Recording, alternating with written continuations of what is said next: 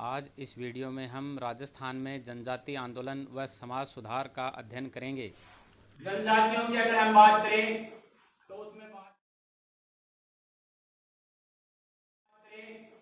उसमें बात करेंगे हम भीलों की। ये जनजातियां हैं।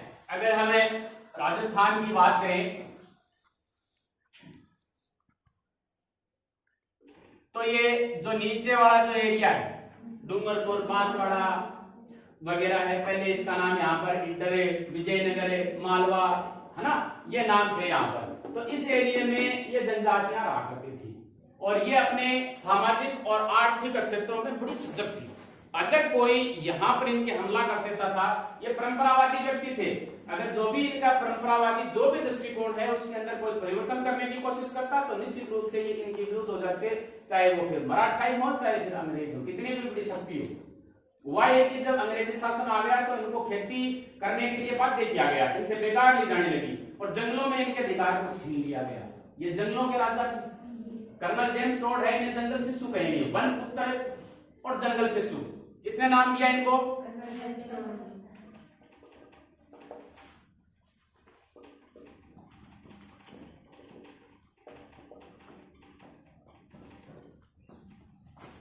जंगलों के राजा है ना।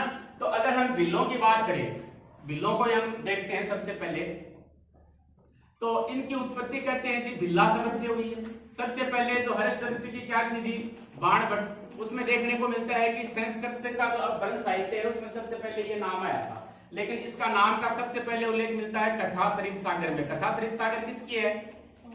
हाँ, उसमें इसका नाम है देखने को मिलता है और इस प्रकार कर्नल जेम्स टोड ने ये कह दिया। और इसके अलावा देखो 12 मई 1825 को बिल्लों का समझौता हो गया था टोड के साथ में कि भाई आप अगर कोई भी चोर है, डाकू है और ब्रिटिश लोग हैं उनके खिलाफ कोई भी होता है तो हमारा सहयोग करोगे आप, यानी ईस्ट इंडिया कंपनी के साथ रहोगे आप हमेशा। इतने के बावजूद भी, यानी परंपरागत अधिकारों का हनन होने के बाद भी ये इनके साथ में आ गए थे। अब इनके हम आंदोलन पढ़ते हैं।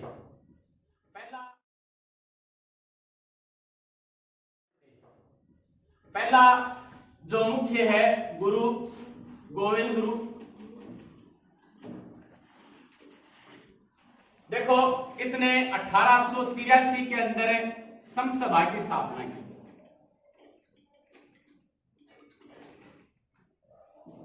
क्योंकि यहां के प्रजा के सामाजिक और नैतिक उत्थान के लिए दोनों चीज करेंगे हम, है ना। प्रजा का सामाजिक उत्थान भी और नैतिक उत्थान करने के लिए और इनका दायरा बढ़ाने के लिए कि हम इसको मुख्य धारा में लाएं, सामाजिकता की मुख्य धारा में लाने के लिए इन्होंने किसकी स्थापना की थी? संत सभा की स्थापना की। इसके अलावा इन्होंने एक पंथ चलाया, उस पंथ का नाम था जी, हाँ, हिंदू दायरे में बनाए रखने के लिए, हिंदू दायरे में रखने के लिए गोविंद गुरु ने किसकी स्थापना की थी जी? भगत पंथ की स्थापना की। लेकिन जब इसके अंदर सामाजिकता की बात आ जाती है तो अंग्रेज हैं इससे सशंकित हो थे इनकी सामाजिक उन्नति को देखकर और कई लोगों को भक्त पंथ छोड़ने के लिए विवश किया थी कि आप भगत पंथ छोड़ दें। कालांतर में बिल्लों के अंदर शिक्षा का प्रचार प्रसार हुआ। किसने किया? गोविंद गुरु ने प्रचार प्रसार किया। सामाजिकता इनके अंदर जो कुरीतियां थी उनको दूर करने का काम किया। तो यह बात अंग्रेजों को फिर ठीक नहीं लगी। क्यों ठीक नहीं लगी? क्योंकि देखो जो डूंगरपुर, बांसवाड़ा या कुशलगढ़ के अंदर कहते हैं कि जी उस समय लोगों ने मद्यपान का सेवन करना बंद कर दिया था इसके शिक्षा के प्रचार प्रसार के कारण, कि हम ये वगैरह का इस्तेमाल नहीं करेंगे, मद्यपान का सेवन बंद कर दिया तो यहाँ के आबकारी विभाग को बहुत घाटा उठाना पड़ा, है ना। तो इसके कारण अंग्रेजों ने कहा कि जी ये भील राज्य की स्थापना करना चाहते हैं। इनका उद्देश्य क्या है जी? इसलिए इनका दमन करना शुरू कर दिया। अप्रैल 1913 के अंदर डूंगरपुर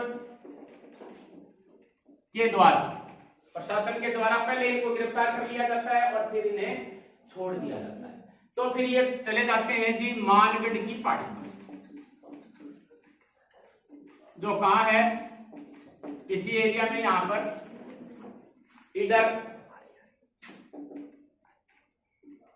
और सूत दो जगह है, उनके बीच के अंदर ये मानगढ़ की पहाड़ी पड़ती है। इसके ऊपर चले गए और अक्टूबर के अंदर, वही साल वही है, अक्टूबर 1913 के अंदर इन्होंने भीलों का एक सभा का यहाँ पर आयोजन किया कि भील सभी आए और सभी भील हथियार लेके आ गए। और भीलों के हथियार क्या हुआ करते थे, तीर कमान, मुख्य रूप से इनके हथियार तीर कमान ही हुआ करते थे। तो ये सब कुछ लेकर आ गए। तो कहते हैं कि यहाँ पर दो सिपाहियों जो बांसवाड़ा के थे, उनके साथ में मारपीट हो जाती है और सूत के जो किला था, इनके ऊपर भी ये हमला कर देते हैं। हमला कर दिया तो अंग्रेजों को ये ठीक लगेगा क्या, उनको ठीक नहीं लगा। तो उन्होंने फिर 6 से 10 नवंबर, साल वही है 1913, और 3-4 रेजिमेंट भेज दिया यहाँ पर इनको खत्म करने के लिए। मेवाड़ भीलकोर की 2 टुकड़ियां, 104 वाले दिल्ली की 1 टुकड़ी, जाट रेजिमेंट, राजपूत रेजिमेंट, इनकी भी 1-1 टुकड़ी इनके दमन करने के लिए।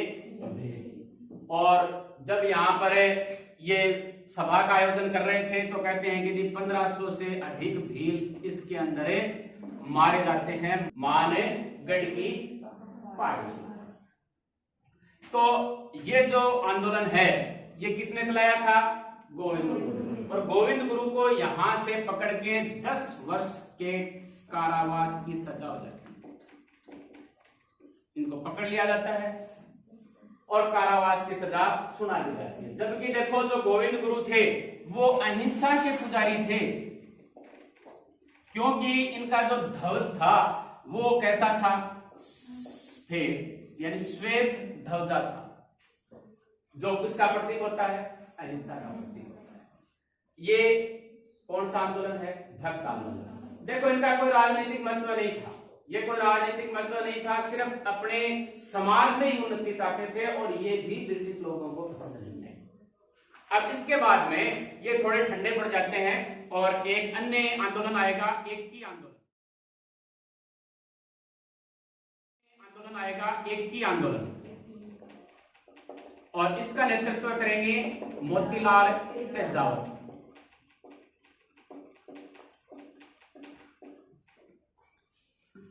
कुछ समय के लिए सब कुछ निष्क्रिय हो गया, किसके कारण, भगत आंदोलन के कारण। लेकिन इनमें राजनीतिक चेतना आ गई थी, भगत पंथ के कारण इनके अंदर राजनीतिक चेतना आ गई थी। इसलिए 1917 में भील और गरासिया दोनों जनजातियां हैं, ये मिलकर जो ब्रिटिश दमनकारी नीतियां हैं और बेकार के खिलाफ मेवाड़ का जो महाराणा है, उसी एरिया में, मेवाड़ वाले एरिया में, उनके पास जाती है, लेकिन कोई समाधान नहीं निकलता। फिर बिजोली आंदोलन से प्रभावित होती है और 1921 में फिर जाती है और कहते हैं कि जी हमारे से जो लगान वगैरह ली जा रही है और शोषणकारी जो नीति है पूर्ण रूप धारण कर रही है, आप उसका अंत कीजिए। लेकिन फिर भी कोई समाधान नहीं निकलता। तो फिर आ जाते हैं यहाँ जी, कौन है, मोतीलाल तेजावत। ये कहते हैं कि जी आप लगान देना कर व लगान देना आप बंद कर दें। तो मोतीलाल तेजावत यहाँ पर नेतृत्व स्वीकार कर लेते हैं और इसी बीच 6 मार्च 7 मार्च दे रखा है 1922 को नीमड़ा नामक स्थान पर एक सभा का आयोजन किया जाता है। 23 है, 22 की तो दूसरी घटना है, 22 की घटना और है कि मेजर जो सटन है वो माल नामक स्थान पर गोली चलाने का आदेश देता है। 23 के अंदर नीमड़ा, ये दूसरा दलिया वाला बाग हत्याकांड होता है, ये दूसरा है, वो अलग है, ठीक है ना।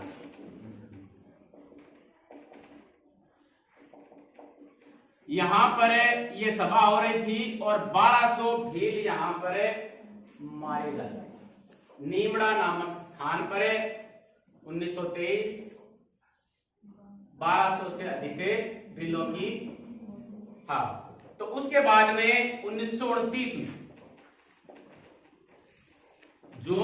3 जून 1929 को ईडर के जो जागीरदार हैं वो गिरफ्तार कर लेते हैं मोतीलाल तेजावत को और मेवाड़ को सौंप देते हैं। और महात्मा गांधी और इनके एक सचिव थे मणिलाल कोठारी, उनके द्वारा फिर मोतीलाल तेजावत हैं वो लिखित में आश्वासन देते हैं। क्या देते हैं कि जी आप राज्य के खिलाफ कोई आंदोलन नहीं करेंगे, राज्य के विरुद्ध किसी प्रकार का आप आंदोलन नहीं करेंगे। तो ये थे भील आंदोलन। ये जो आंदोलन था ये भोमट क्षेत्र में हुआ था, इसलिए इसे भोमट भील आंदोलन भी कहते हैं। और ये जनजातियों में राजनीतिक एकीकरण के लिए मुख्य रूप से जाना जाता है। जनजातियों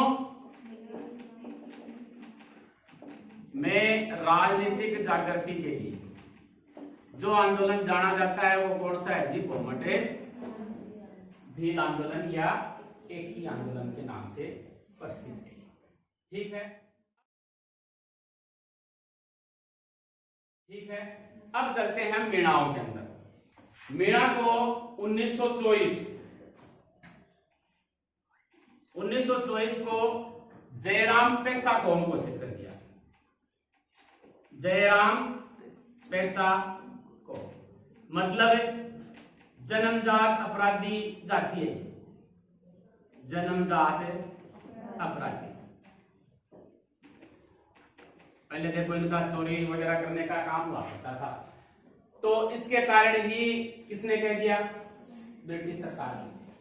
और इनको प्रतिदिन, चाहे वो स्त्री है, चाहे पुरुष है, चाहे बच्चे हैं, सभी को थाने में जाकर हाजिरी लगानी पड़ती थी। कहीं चले तो नहीं गए चोरी वगैरह करने के लिए, है ना? तो इस प्रकार से 1924 में इन्हें क्या घोषित कर दिया जाता है? जयराम पेशा को में घोषित कर दिया जाता है। फिर कालांतर में आगे चलकर 2-3 व्यक्ति आते हैं, छोटू लाल, महादेव और जवाहरलाल। इन्होंने क्या किया? मीणा जाति सभा की स्थापना की इनका विरोध करने के लिए। जो इन्होंने की जी आपने इस प्रकार का जो कानून बना दिया है वो हमारे लिए एकदम ही अन्यायपूर्ण है ना? तो इसका विरोध करने के लिए इन्होंने इसकी स्थापना। कालांतर में एक व्यक्ति आते हैं ठक्कर बापा। ठक्कर बापा के प्रयासों से ये जयराम पेशा कौम है ये अधिनियम तो खत्म नहीं हुआ, लेकिन जो स्त्री पुरुषों को प्रतिदिन थाने में हाजिरी देनी पड़ती थी 1945-46 की बात है, उसको खत्म कर दिया गया। 1944 में, इससे पहले की बात करें थोड़ी सी, 1944 में एक जैन मुनि थे मगर सागर, उनकी अध्यक्षता में नीम का थाना में मीणाओं का एक विशाल सम्मेलन आयोजित किया जाता है और निश्चित किया जाता है कि जी हम इस प्रकार की एक मीणा जाति सुधार समिति की गठन करेंगे और उसके बाद में हम ये भी जो भी हमारे ऊपर ये कानून लगा रखे हैं उनका हम सरकार के खिलाफ विरोध प्रदर्शन करेंगे। और अंत में ठक्कर बाबा के नेतृत्व में ये चीज मान ली जाती है, लेकिन इसे जयराम पेशा को माना ही जाता है। स्वतंत्रता प्राप्ति के बाद में 1952 के अंदर इनको इस जो भी अधिनियम है इससे मुक्ति मिलती है। तो ये है मीणाओं का जयराम पेशा। राजस्थान में जनजातियों के समाज सुधार से संबंधित हमारा ये अध्याय इसी के साथ समाप्त होता है।